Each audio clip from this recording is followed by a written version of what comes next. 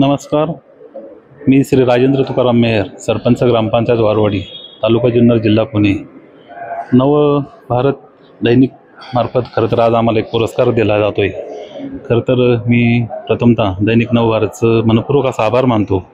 आमच्या कार्याची दखल घेऊन आज माननीय श्री दिलीप वळसे पाटील सहकार मंत्री यांच्या हस्ते खरं तर आमचा आज जाहीर पुरस्कार होतो आहे। मी पुन्हा एकदा नव भारतच्या सर्व टीमचे आभार मानतो। खरं तर आमचं गाव लोकसंख्येने मोठं असल्या कारणाने 17 ते 18 हजार लोकसंख्येचं गाव, या गावामध्ये विविध योजना राबवत असताना आज 48 कोटीची जलजीवन मिशन अंतर्गत आम्ही योजना राबवत आहोत।